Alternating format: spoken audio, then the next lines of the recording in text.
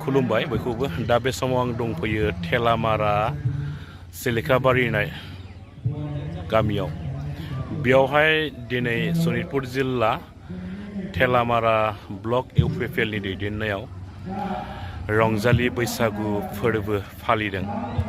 बे रंजालि बैसागु फोरबो फालिनायाव मिरु इउपिपिएलनि गोबां दैदेनगिरिफ्राबो आलासि महरै बाहागो लाफैदों आरो बाहागो लाफैनायजों लोगोसे रोनगोरा आरो जयन्त बसुमतारी बिथांमोना खौरां बिजोङाव गोबां बाथ्रा बुंदों। रायजोफोर नोंथांमोना नायनानै लालाय। इउपिपिएल हान्जानिफ्राय रंजालि बैसागु बेवहाय फालिनाय जादों। बेवहाय आं बाहागो लानो बेवहाय फैदों जोंनि गोबां दैदेनगिरिफोरजों लोगोसे आरो थासारिया खोब मोजां।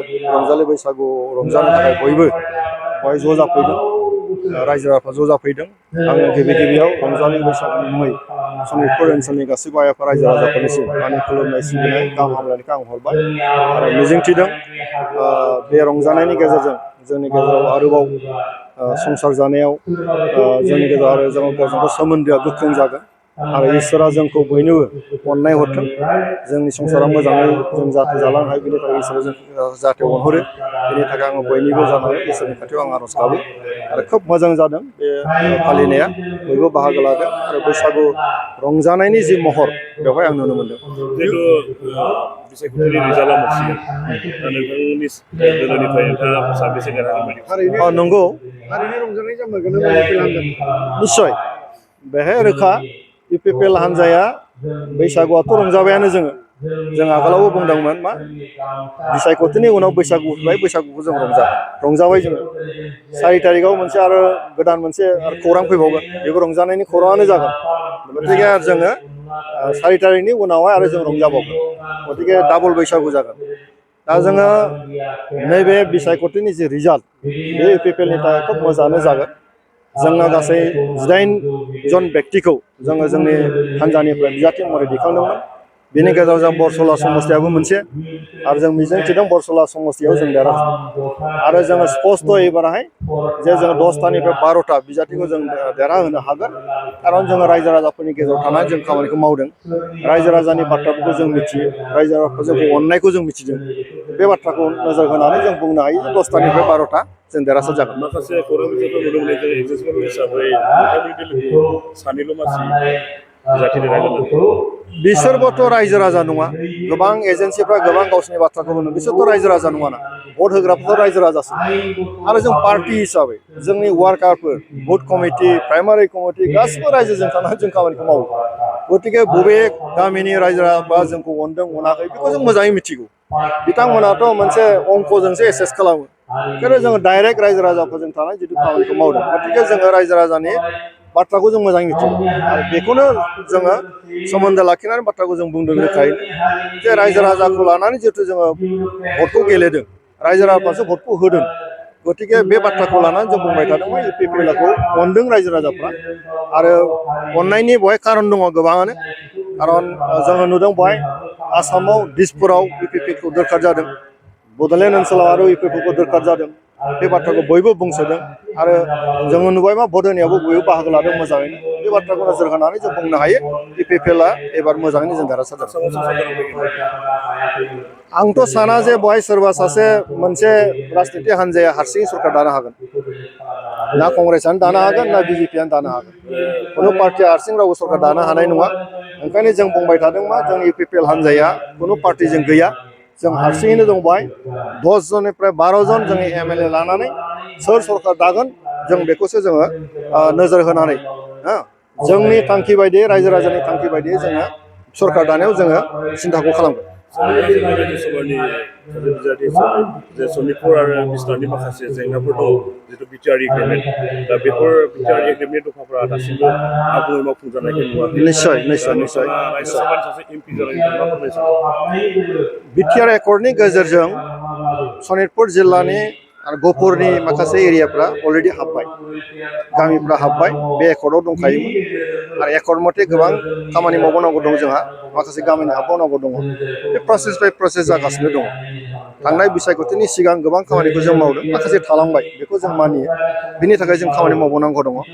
दा जों इउपिपिएल राजनिति हान्जानिफ्राय 3 एमपिआ जितु जों दिल्लीयाव थांबाय जों 3बो लोगो जानानै जोंनि बिटिआर एकर्डनि मोनफ्रोमबो दफाखौ मोजाङै मावफुंनो थाखाय जोङो खामानि मावबाय थादों मावलांबाय थागोन आरो बे जोंनि थांखिखा आरो जोंहा फोथायनाय दङ जे जोंनि एकर्डनि गेजेरजों जायफोर दफाफोरखौ जोङो मोनबाय बेखौ गोख्रै मावफुंनायाव जोङो देरहासार जागोन आसाम सरकार भारत सरकारा बेखौ मदद होनांगोन खारन एकर्ड खालामनायाव आसाम सरकाराबो बाहागो लादों आरो भारत सरकाराबो बाहागो लादों गतिके माखासे जेंनाफोरखौ सुस्रांनायनि बेलायाव आं सानो एबार आसाम गभर्नमेन्ट गोदान फैनाय लोगो लोगो जायखि फैया गोदान गभर्नमेन्ट फैनाय लोगो लोगो बिथांमोनजों सावरायनानै भारत सरकाराथ' दंखायोआनो गतिके जों 3 एमपिआ लोगो जानानै जों खामानिखौ मावगोन आरो सनितपुर जिल्लानि जिहेतु सोसननाय बा दानख'नाया सनितपुर जिल्लायावनो बांसिन दङ गतिके बे हाबाफारिखौ जोङो मोजाङै मावफुंसारनो हागोन होनना आं फोथायनाय सनितपुर जिल्ला इउपिपिएल दोलोनि आफादगिरिनिफ्राय लानानै गासै बिबानगिरिफोरखौ आङो साबायखर जासिगोन जेन' बिथांमोनहा जोंनि हारिनि मोनसे आमाय थख्ल मोनसे फोरबो बैसागु फोरबोखौ पार्टी हिसाबैबो फालिदों बिथांमोनहा आरो बेजों लोगोसेयैनो आङो सनितपुर जिल्लानि गासै रायजो राजा बिथांमोनखौबो आङो आंनि फारसेनिफ्राय गोसो गोरबोनि गोजोन हामलायनायजों लोगोसेयैनो बिथांमोननिसिम साबायखर जासिगोन जेन' बिथांमोनहा बैसागु बोथोरखौ गाजा गोमजायै फालिदों जोंनि हारिमुखौ लाखिनायाव जोंनि दोरोंखौ लाखिनायाव बिथांमोनहा जिखिनि खामानि मावदों बिनि थाखाय थ' बैसागु होननानै बुङोब्ला बे जोंनि बर'नि एंगार हायै मोनसे बाहागो बे हारिमुनि बाहागो आरो बेखौ जोङो मोनथिस' हायै समनिफ्रायनो फालिबोदों जि फालिनायजों जोङो हारिखौ मोनसे गोजोरथियै लाबोदों जोंनि सोदोमस्रि गोनां बेयो मोनसे आब्रुथि गोनां मोनसे जोंनि हारिमु जोंनि मोसानाय खननाय दामनाय देनाय बे गासैबो जिनिसजों दा जोंनि हारिखौ गोजोर खालामनायाव मोनसे हेफाजाब होयो बेनिखायनो जोङो बयबो बैसागुखौ फालिनांगौ आरो बैसागुआ बयनिबो गोसो गोरबोआव निस्सयखै जोङो लुबैयाब्लाबो बे जोंनि गोसो गोरबोआव नाङो आरो बे गोसो गोरबोआव नांनायखौ मोनसे प्रकाश खालामनो थाखाय मोजां मोननाय मिथिंगाखौ मोजां मोननाय मानसिखौ मोजां मोननाय सोरखौबा गाहाम मोननाय बे गासैखौबो फोरमायनायनिनो मोनसे बे फोरबो बियो सेंग्राया सिख्लानो सिख्लाया सेंग्रानो बोराय बुरैहाबो गोसोनि हांमा हांसा थायो गथ' गथायाबो रंजानायनि मोनसे दाहा अधिकारफोर थायो बे गासैखौबो खनसे रंजानायखौ गाज्रि दामोन होननाय बाथ्रा दङ बोसोराव खनसे रंजानायखौ गाज्रि दामोन बोसोराव खनसे रंजानायखौ गाज्रि दामोन दा बेनिखायनो जोङो बैसागुखौ गोसो होसारनानै जोङो मोसानांगौ रंजानांगौ फालिनांगौ बेयाव जोंनि गाननाय जोमनाय जोंनि गामसा दख'ना आर'नाइ जिफोर दङ जोंनि दामजुफोर खाम जथा सेरजा सिफुं गंगोना थरखा बेखौ दामनानै जों मोसानांगौ आरो जोङो जिथु मिथिंगायावनो थायो मिथिंगानिनो फिसा हिसाबै मिथिंगायानो जोंनो बे गियानखौ होदों मिथिंगानि जों प्रति जोंहा मोनसे रेसपेक्टबो जोंहा थानांगौ बेनिखायनो जोङो जोंजों थाफानाय जिब जुनारफोरखौबो जोङो मान सनमान होयो संक्रान्तियाव जेरै जों मोसौनि बैसागु फालियो बिनि अखानायै 1 तारिखनिफ्राय जोङो मानसि बैसागु 7 दिन फालियो बेयाव मानसि बैसागु दाउ बैसागु अमा बैसागु सैमा बैसागु बे बैसागुआव बाहागो दंजोबो दा जोङो रेसपेक्ट सेल्फ रेसपेक्टजों लोगोसे इकुवेल मोनसे क'एक्जिस्टेन्सनि जि बाथ्रा बेखौ जोङो बयबो फोरमायलायो आरो बे बैसागुआ जिहेथु आबादजों सोमोन्दो थानायबो बे मोनसे फोरबो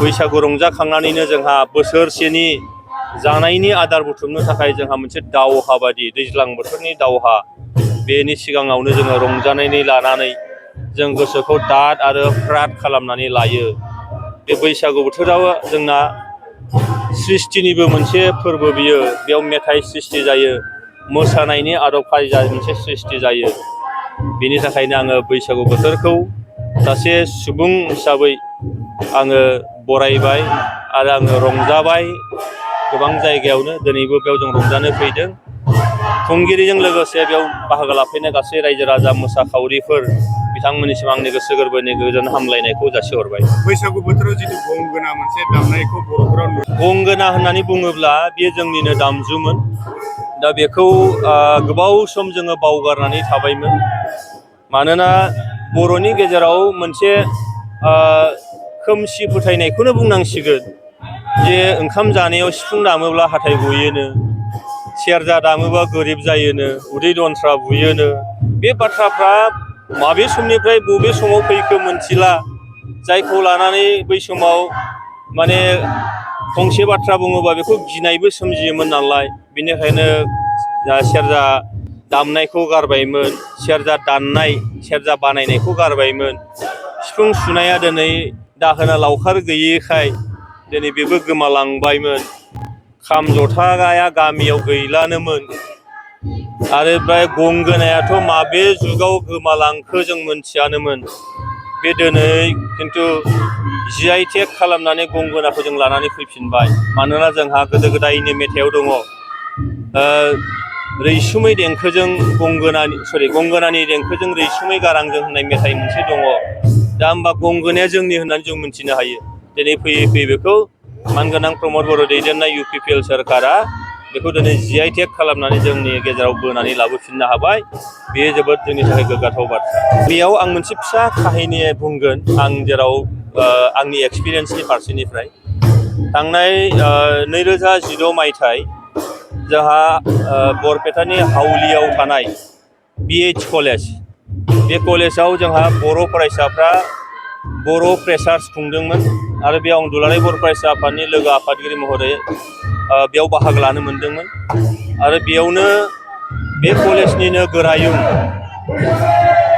टाइटेला पाठक, टाइटेलनि आं मुंखौ एसे बावबाय, बिथाङाबो बाहागो लानानै बुंबाय जे आधुनिक असमियाया बर'फोरनिफ्राय गोबां दाहार लानानै दं, जाय दाहारखौ जों माब्लाबाबो सुख'फिननो हानाय नंला होननानै बिथाङा बुंदों। बिनिनो मोननैल' बिदिन्थि होननानै बुंबाय बिथाङा। बे जाहैबाय, मोनसे जाहैबाय खफ्रि देसि होनना बुङो, बे खर'आव जे गलजों खफ्रि हमो, जायखौ दा जाफि होननानै आलासि बरायो, नङा होमबा? बे आरो मोनसेया जाहैबाय गंगोना। बे मोननै मुवाया माने बर'फोरनि थारमोन बियो होननानै बिथाङा बुंदों आरोखि। बे BH कलेजनि प्रिन्सिपालमोन बिथाङा, डक्टरेट मानसिया, टाइटेला पाठक। बिथाङा सासे इन्टेलेक्सुयेल, सासे राइटार बिथाङा असमिया थुनलाइनि। दा बिथांनि खुगानिफ्राय ओंखारदोंमोन जे बे जाफि आरो गगोना बेखौ जोङो मालाबाबो बर' समाजनो हरफिननो हाला होननानै बुंदों। आधुनिक असमियाया बे मोननै मुवाखौ बिथांमोनहा दाहार लाबोबायनो, नाथाय हरफिननो हाला। नाथाय जोङो गंगोनाखौ दिनै GI टेग खालामनानै जोंनि समाजाव लानानै फैफिनबाय।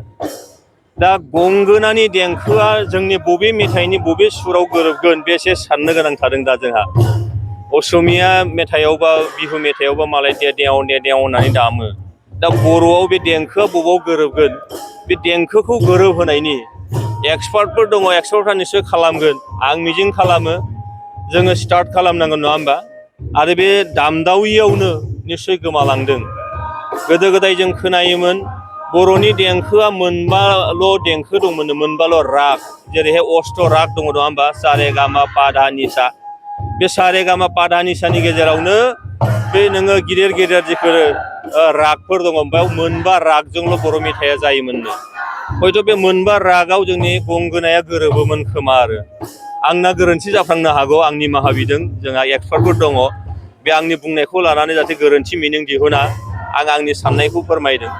दा गंगोनाया जिथु जोङो GI टेग मोनबायब्ला बेखौ जोङो दामनायनि थाखाय, नङा होमबा, मेथाइआव जों सोनांगौ बिनि मिउजिकखौ। निस्सय जोंनि एक्सपार्टफ्रा बिनि मोनसे लामा दिहुनगोन आरो फैबाय थानाय समाव जोङो बेखौ जोंनिल'मोन होननानै ओरैनो दिन्थिनोल' नाजायालासे, नङा होमबा, दामनोबो जों स्टार्ट खालामगोन आरो जोंनि जे दोरों बेखौ जों लाखिनो हागोन होननानै आंहा फोथायनाय दङ।